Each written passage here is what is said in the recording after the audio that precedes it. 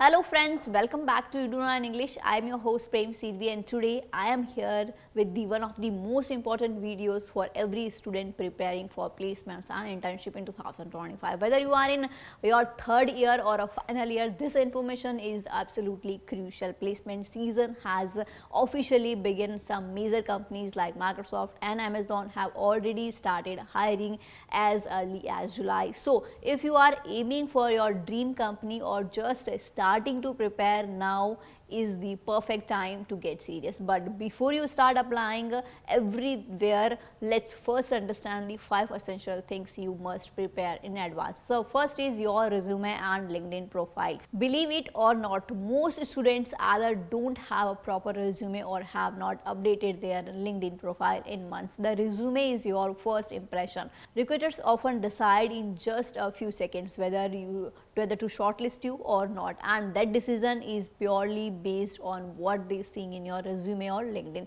So every time you complete a project, participate in hackathons or learn a new skills, immediately update your resume and profile and always keep it ready so that when opportunities come you can apply right away, because if you delay sometimes your resume never even reaches the recruiter. Next, make sure your resume is tech focused. It should reflect the most relevant and the strong technical skills and experiences that match what the company is hiring for. Add only those projects, internships and achievements that showcase your core ability. Still confused? Here is a simple hack.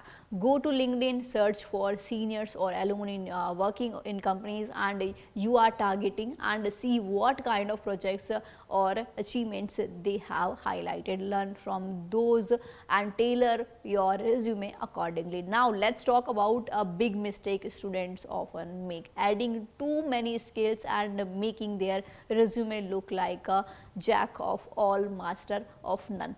So your resume must be focused and clear. For example, if your DSA skills are strongest in C++, then stick to that one language and don't confuse the recruiters by listing 3-4 different languages that you are only familiar with. And simply, if you have built projects using React and Node.js, just highlight those. The goal is to show depth in one or two areas, not surface level knowledge in many. Coming to the technical interview part, make sure you revise the 4 most important computer science fundamentals: OOPS, DBMS, operating systems and computer networks. These students are often tested even by product based and service based companies, and if you are preparing for companies like TCS, Infosys or Wipro, then don't forget to practice a bit of quantitative aptitude too. 1 week of focused preparation can help you easily crack those initial rounds. And one powerful technique to keep in mind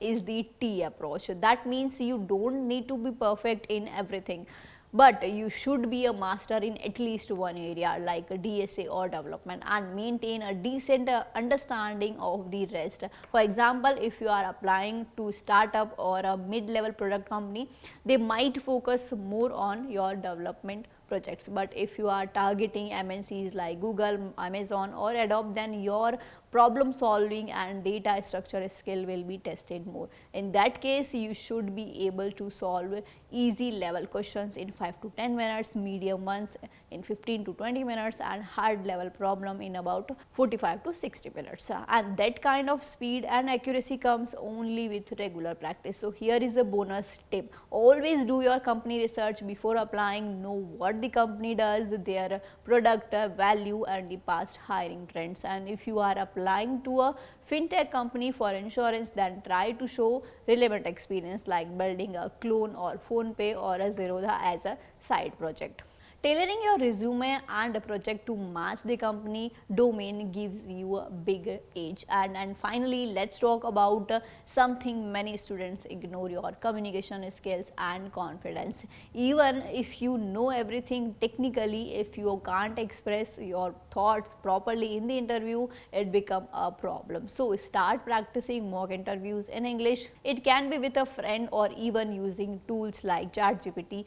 Your fluency and clarity in communication can make a huge difference. Also, don't get discouraged if the first few interviews don't go as well. Rejections are the part of the journey, and every interview, every test teaches you something new. And trust me, the one day you will get your first offer letter and you will be so happy, and all those struggles and sleepless nights will feel completely worth it. So friends, I hope this video gave you a clear roadmap for placement season 2025. If you have still any doubts, feel free to drop them in the comments, and if you like this video, please like it and share it with your friends, and don't forget to subscribe in English for more such informative videos. Thank you so much for watching.